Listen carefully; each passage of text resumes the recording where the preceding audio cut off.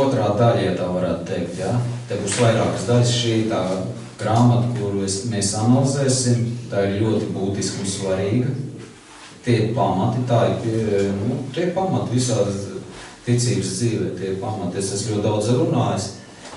Tie, kas nedzirdēja, vienkārši nākt uz baznīcu, ja?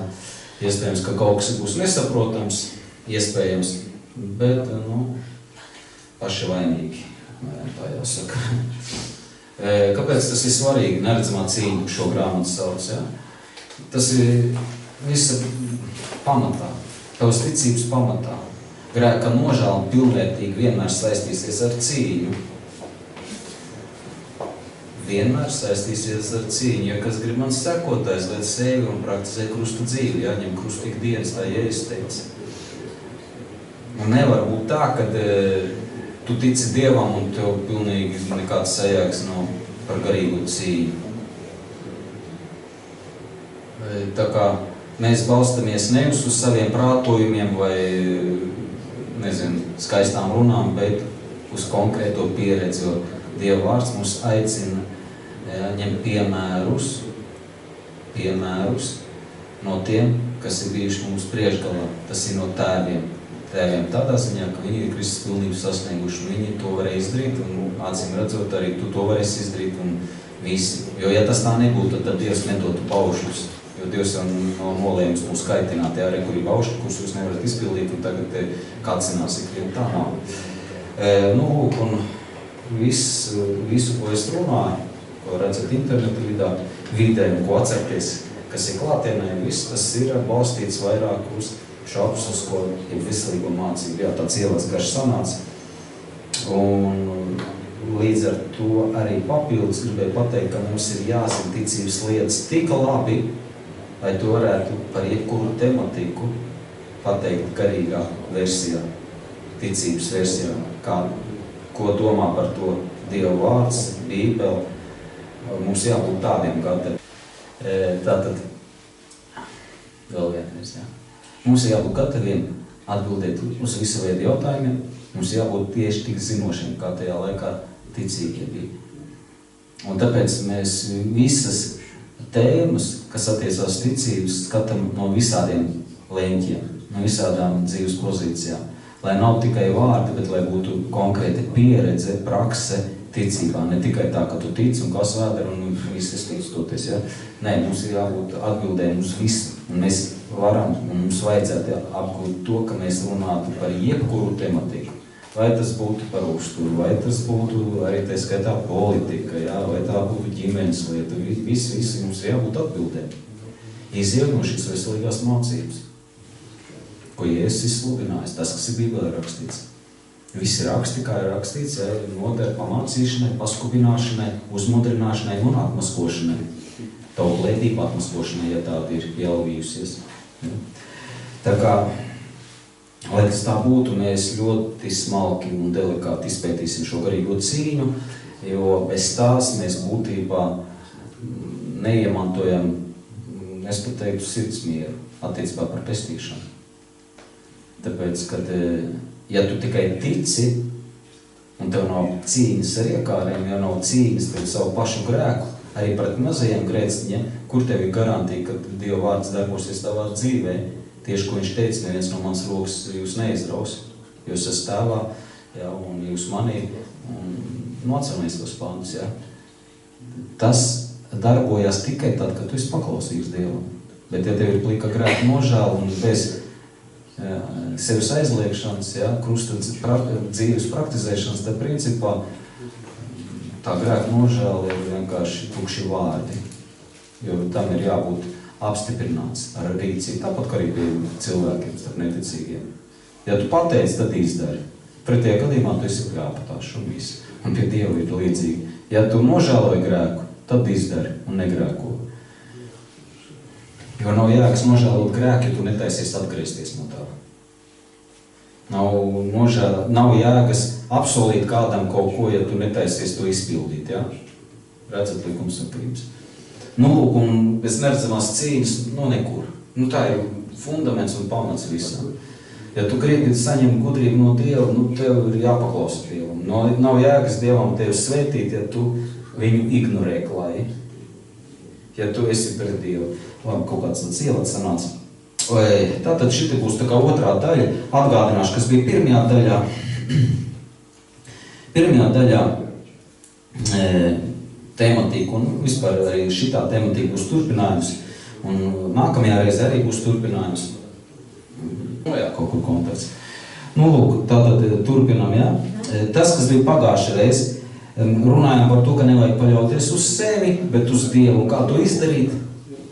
Jo ir galības, jā, ir tāds sātana blēdība, kad ja es nepaļaujos uz sevi, es tikai paļaujos uz Dievu, un līdz ar to es neko nedaru.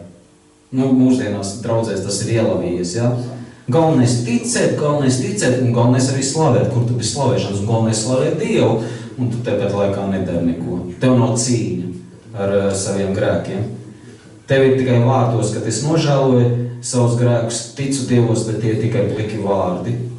Un šeit uzreiz zūd garantija tavai veselas pestīšanai. Šeit šī brīdī arī zūd garantija. Un lai tas tā nebūtu, mēs apskatām to pantu, kā tas darbojās, paļauties uz Dievu un tāpat laikā iet pret grēku. Kā tas viss darbojas. Un pagājušais mēs par to runājam, šodien mēs paturpināsim, un nākamajā svētdienā arī turpināsim šo pašu tematiku, tāpēc, ka tā ir ļoti aktuāla. Vizuāli tas varētu būt tā, ko tur cepies, ko tur ņemies, ja vienkārši tici Dievam un negrēko, tā vizuāli. Aha. Tā var pateikt tikai tas, kas nekad nav cīnies ar saviem grēkiem, kas nav cīnies savām iekārēm. Tāds cilvēks noteikti tā varētu pateikt, bet tas, kas cīnās, viņam uzreiz jautājums, kā tu izdarīt? Tu pamēģini, es visu mūžu esmu šitā dzīvojis, jau 50 gadus šitā dzīvoju, varbūt 60, kurš kurā vecumā atnāk pie Dieva, ja? Kā es varu sev laust, ja? Pasaulē vispār saka, ka to cilvēku neviens neizmainīs tikai kaps, ja? Bet Dieva vārds saka, nē, ar Dievu viss ir iespējams. Un kā paļauties uz Dievu, paklausot Dievam? Viena lieta ir, ka tu dari un paļaujies uz sevi, un cita lieta, ka tu dari un paļaujies uz Dievu. Un mēs to apskatījām. Un te bija padomi 4 punkti, pagājušajā reizē vēlreiz atgādināšu. Mums ir jāsaprot, ka Dievs var visu, ka viņš ir varens, un viņš jau spēj darīt jebko. Viņš var jebko. Viņš nav ierobežots savās spējās. Otrais punkts bija, ka Dievs ir varens gudrība. Viņš zina, kad mums ir nepieciešams uzvaras, un zina mūsu cīņas pieredzi, viņš visu to zina. Vārds sakot, Dievam ir tāda gudrība, ka viņš zina laikus, kad tev palīdzēt, kad paklusēt, kad apstāties un tā tālāk. Trešais bija, ka Dievs jebkurā gadījumā meklē pazudušās dvēseles, kas meklē, kā palīdzēt viņam. Dievs meklē, kā palīdzēt. Kur Roberts ir?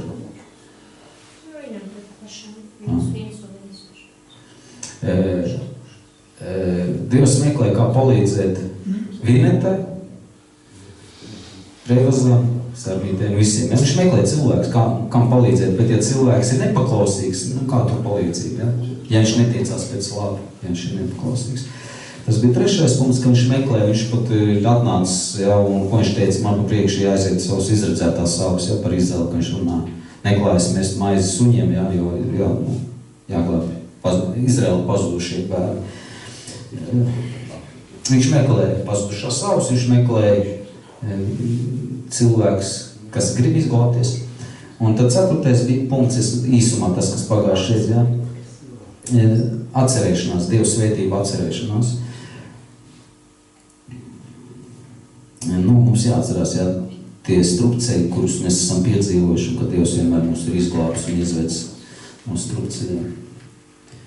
Un ja nav uz ko paļauties, tad viss tas zaudē jēgu.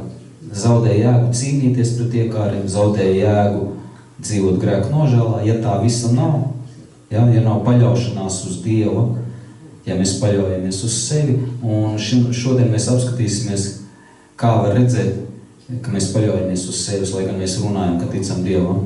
Šodien mēs to apskatīsimies. Tas tā baigi interesanta tematika. Varbūt daudz jau tāpat zina, bet vēl vienreiz, jā. Tā man ir ļoti superīga gaisma, es viņu ieslēdzu. Es ieskatīju šos konspektos, jo negribas neko palaist garām, ko ir teikuši tēvi. Es runāju to, kas ir šitajā superīgi foršā grāmatā. Šāda grāmata, ja? Ir vērts viņu iegādāties, viņi ir arī latviski, protams, tikai viena daļa, bet te ir abas daļas. Un es viņus sadalīšu noteikti vairākos dievkalpojumus, jo tas ir fundaments, tas ir jāzina. Nevis tāpēc, ka man nav ko runāt, vai kā man ko runāt, visu kaut ko jūs jau paši zināt, bet mums vajag kaut kāds tāds dziļus pamats, kas nāk tieši no tēviem, kam ir pieredze jau, kā viņi paklausījuši Dievam. Un ar to mēs arī padalīsimies, ko viņi ir teikuši. Ir cilvēki, kas domā, ka paļaujas uz Dievu un tic tam, bet patiesībā viņi vairāk paļaujas uz sevi, uz savu spēku, jeb arī maz paļaujas uz Dievu. Un paļaujas uz savu spēku, kā uz tādu alku, zin, kā vecajā derībā bija tie alki, uz ko viņi taisīja tās statujas un tā pielūdz, klanījās. Bieži vien to arī mūsdienās cilvēki to dara, ja? Viņi paklanās savam gribaspēkam, es taču varu paklausīt Dievam, es taču esmu labākais ciematā, ja? Un kāpēc, lai nevarētu paklausīt Dievam? Es tak varu, sevišķi Jānieks, tak varu paklausīt. Nu, sarmīt arī neapaliek. Visi mēs varam paklausīt Dievam. Mums bieži vien, tā kaut kā ir tāds noskaņojums. It kā jau nav slikts, bet bieži vien ir tā, kad mūsu šī pārliecība ieved sakāvē. Un tad, kā jau es minēju sākumā, ja tad jau ir otrs grāvs, nedarīt neko, ko tu esi varis, un ko nevar, ja? Bet pastīsimies, kā ir pareizi. Un tieši šī grēka nožēla, šī ticības dzīve, kā ir pareizi. Mēs to apskatīsim. Un tad tā, pēc kārtas, ja? Mēs tā klausām Dievam, dzīvojam likumīgi, izvairamies no grēka, mēs ejam, ja tur ir diena, un tad dienas beigās kopā kaut kur norāvies. Kaut kur kādam uzbrēļas, ja, dusmu karstumā, nevis ar saprātīgu un gudrību, bet tur emocijas gāja pa priekšu, un tur kādu nolumājumu, un tas cilvēks gan arī gulēt virs nakti nevar, ja. Piemēram, ja arī cīnies pret saldumiem un hops un norāvies un apēdi tomēr to liktenīgo bulciņu, jo viņi bija tikko izcēti, viņi smaržoja un tā, ne? Un kas tas tāds ir? It kā cilvēcīgi, kas tas tās par problēmām? Bet ja mēs ejam ticības dzīvē, tad tam ir visam milzīga nozīme. Un tad mēs jūtamies vīlušies, ka mums nesanāca. Un viena daļa cilvēku dzīvo tādā nospiestībā, jo viņam nesanāca. Ne tikai garā nabadzībā, ja, kas ir apsveicama un ir vajadzīga, kas tev uzmundrina kaut kādā mērā, ka tu redz, ka ar tevi ir cauri, ja, tu neatbilst Dievu standartiem, bet tu jau krīti tādā depresīvā stāvoklī, nomāktībā, tādā izmisumā, tāda kā vilšanās, jā, es gribēju ticēt Dievam, un es gribēju paklausīgs būt, bet nesanāca, es sagrēkojos kārtīgi reizi, vai ar vēderu, vai ar intīmo pusi, jā, kad cilvēks nevar savaldīties, vai fantāzijās sagrēkoju. Katrā mums ir ļoti daudz šo te šķautni, jā, tas lepnības izpausmes katram ir ļoti daudz, kāds tur mantkārībā iekrits, jā, viņš bēdājās un tā kā aptaurēts steigā, jo viņam naudas nav, un viņš bēdājās un saskumis un depresīvs, ja? Tā nedrīkst būt. Ja tas tā ir, tas liecina, ka tu esi paļāvies uz sevi. Tēvs saka, tu esi paļāvies uz sevi, uz savu gribas spēku, tu esi paļāvies uz savu gribu. Tu neesi sabalansējis, un tad es saku, te ir tāds sātanisks tāds versija, ka tad, ja reiz uz sevi nevar paļauties, tad kāpēc man vispār kaut ko iesākt, ja? Bet veselīgi, kā ir pareizi, kā ir veselīgi. Veselīgi ir pareizi tad, kad tie kritieni tevi stiprina, turpināt cīnīties, jo tu neesi izbrīnīts par to, kad ar tevi tā notika. Tu neesi izbrīnīts. Labi, ja mēs tā konspektējam, labi, lai tas ir pirmais punktiņš ir par tiem, kas krīt depresijā, tad viņi domā, ko lai dara. Labi, mēs sadalīsim to pa punktiņiem, tur tā 2 punktiņi, ja? Tā, lai mēs to visu redzam. Un viņi domāja, varbūt jāpasūdzās, kādam garīgam brālim, māsai jāpasūdzās, ka man tāda ķibele notika, ja es krītu, es sagrēkoju, ko man tagad darīt, ja, tur vienalga, kas tas pa grēcim būtu, un viņš domā, ka palīdzēs. Bet pareizi būtu, ka viņš uzreiz to pasaka, ja reiz viņš domā, vispār padalīties ar savām neveiksmīgajām cīņām, kad uzreiz, ja, bet uzreiz jau nevar pēc kalietnība, un tā, kad cilvēks krīt depresīvā stāvoklī, viņš tiek nospiests. Tātad otrā versija, ja? Ja pirmajā versijā cilvēks viļās sevi, viņš uzmet lūpu, savu talantu aprok, pārdzīvo, ja? Līdz depresijām stāv. Tad otrajā versijā ir jābūt tā, ka viņš nepaļaujās uz sevi, bet tikai uz Dievu, un viņam nav pārsteigums, ja viņam kaut kas nesanāca. Viņš nekrīt izmisumā, jo viņš pazīst sevi, ka bez Dieva viņš ir nulle, un viņš saprot, ka nav pietiekoši paļāvies uz Dievu un nav pārsteigts. Un šīs krišanas rezultātā normāli pareizi grēka nožēla, ja? Tā, kad ir cīņa pret saviem grēkiem, pret saviem dēmoniem, tā varētu teikt, ja? Pret saviem ienaidniekiem, šīs krišanas rezultātā viņš spēcina sevi pazemībā Dieva priekšā.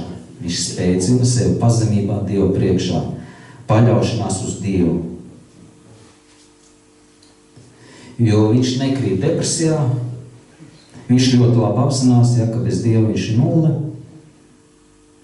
Un šī iemesla dēļ, tā, ka viņš ir kritis, viņš vēl jo vairāk neieredz iekārs, vēl jo vairāk neieredz savus grēkus. Tā ir normāla, veselīga, kristīga, garīgā dzīve. Ja, tas otrais punkts. Kad tavs kritiens drīzāk palīdz, nevis tev sakauj, jeb sagrauj, kā pirmajā gadījumā, kā es teicu, ja? Ir jābūt tā, ka tu vēl vairāk neieredz grēkus līdz mūža beigām, ka tu savus ienaidnieks vajāsi līdz mūža beigām, līdz savā mūža beigām. Un tu dzīvosi grēku nožēlā, pazemībā, mierīgi darbosies grēka nožēlā. Mierīgi darbosies grēka nožēlā. Un kas tas ir? Neatlaidība.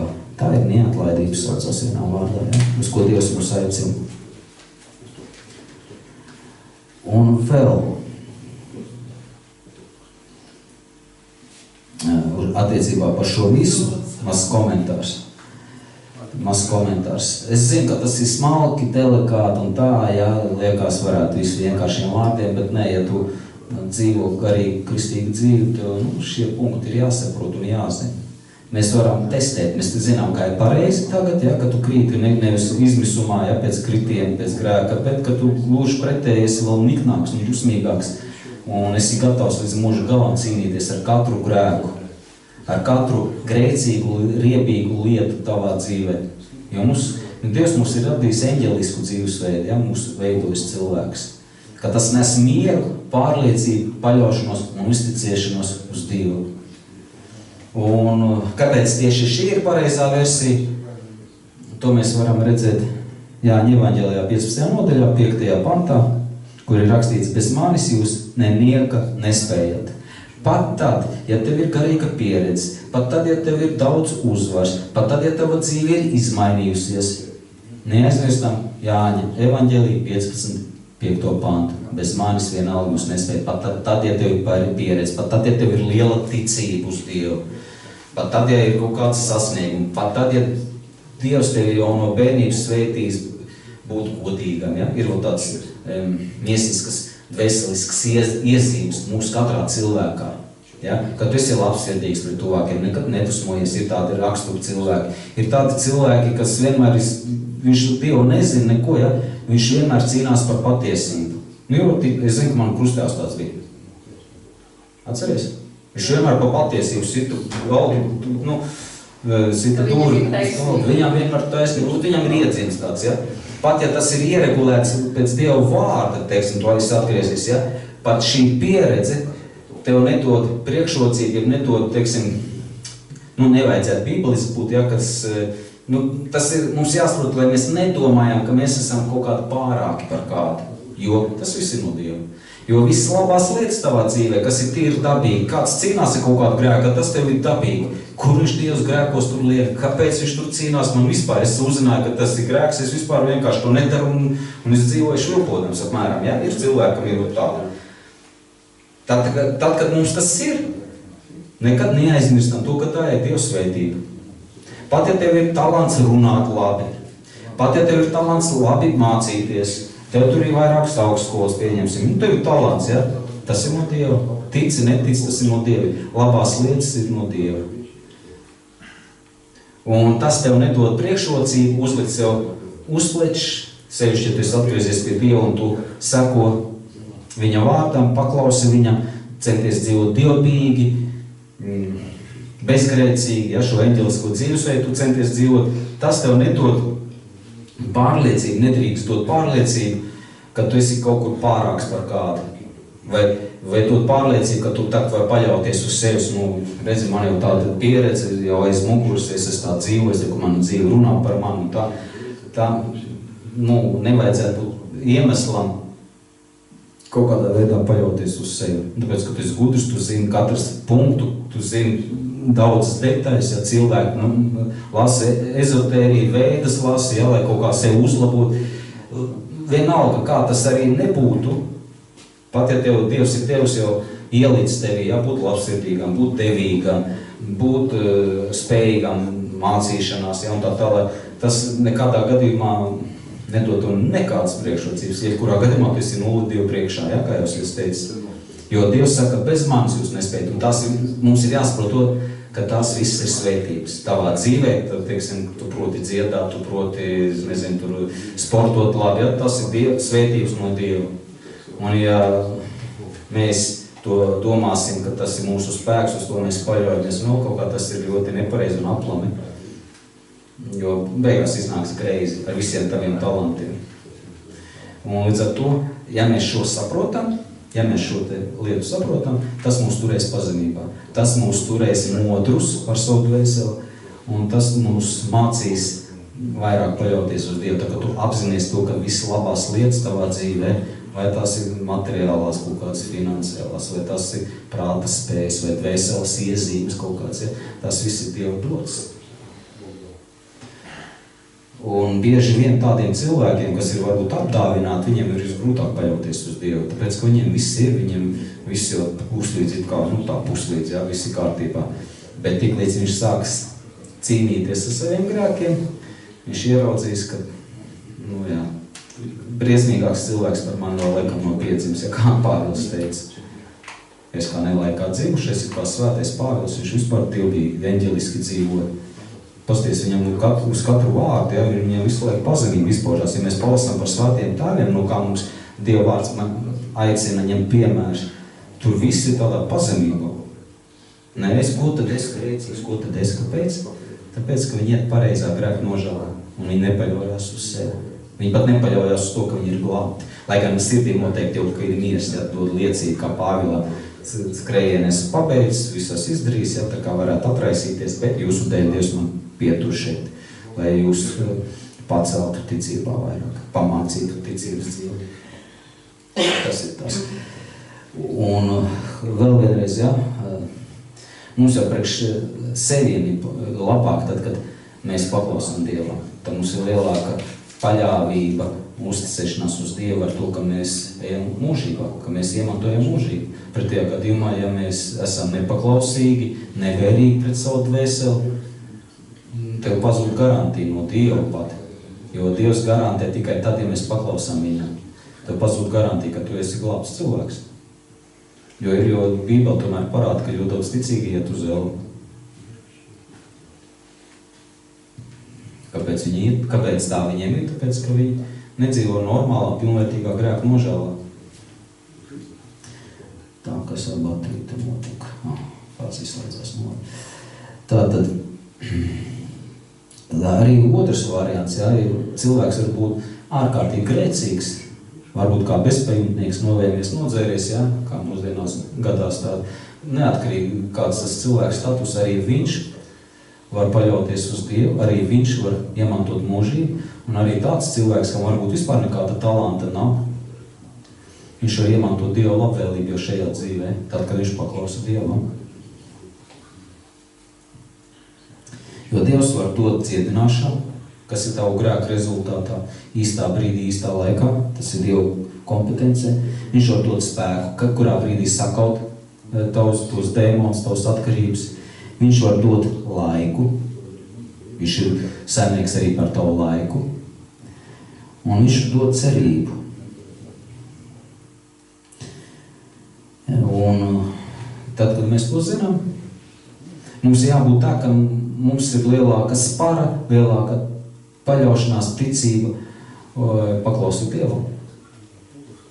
Tad, kad mēs šīs lietas zinām, ir jābūt veselīga, mums ir lielāka neatlaidība, lielāka neieredzēšana, grēka neieredzēšana savā dzīvē, un mēs varam dzīvot pilnvērtīgu kristīgu ticības dzīvi. Un tas vēl nav viss, starp citu. Tas vēl nav viss. Nākamajā svētdienā runāsim, kādā veidā trenēties fiziski, garīgi, kā trenēt savu prātu, kā trenēt savu gribu, pakļaut sevi Dievam. Jo, ja mēs tikai šiti apstātos, piemēram, ja, agri vai vēlu, mēs kaut kā bišķi noiesim no ceļa nedaudz. Un te ir praktiski piemēri, es domāju, nākamā svētdien mēs arī par to runāsim. Es tādu mazu intrigu, ja, ka tas viss ir saistība, tāpēc ir tās grāmatas IPS, ja vispār pierakstīt visu, pilnīgi visu, kas attiecās uz ticības dzīvi, tad Bībele būtu 100 reizes biezāka. Ja? Tas ir koncentrāts, tāpēc mums jāmācās no tiem, kas ir gājuši pirms mums un kas ir izpatīkuši Dievam. Tāpat kā Elijas bija izpatīts Dievam, Elijas bija izpatīts Dievam, Pāvils bija izpatīts Dievam, Ieps bija izpatīts. No šādiem cilvēkiem mums jāņem piemērs. Dāvids izpatīk Dievam, lai kādi tie dzīves stāsti arī nebūtu. Un mēs nevaram neņemt vērā konkrēts garīgs vingrinājums, ko mēs arī nākamo svētdienu runāsim, lai mūsu ticības dzīve ritētu sekmīgāk. Ir nepieciešams tādas darbības, kā jau es teicu, ja, vingrināt prātu un savu gribu. To varētu arī nodēvēt kā talantus, ja, kurus nekādā gadījumā nevajag aprakt zemē, nevajag aprakt grēkos, nevajag būt bezatbildīgiem pret to visu. Es varu nedaudz pateikt, es jau nojaušu, es nezinu precīzi, ja, mēs vēl analizēsim un skatīsimies, kas ir tā prāta vingrinājumi. Es pieļauju, ka tas visticamāk turēt tīras šķīstas domas, un to arī nevar tā vienkārši pateikt. Dzīvo šķīstām domām 100%, tā, lai tu nebūtu kur piesieties. Ja? Tā mums gribētos, bet mums ir jāzina kaut kāda citu cilvēku garīgā pieredze, kā viņi ar to tika galā, kā viņiem tas izdevās, kā uztrenēt savu gribu, jo disciplīna tas ir gara izpausme, ja? Kas saistās ar tavu gribu, bet atkal paļāvībā uz Dievu.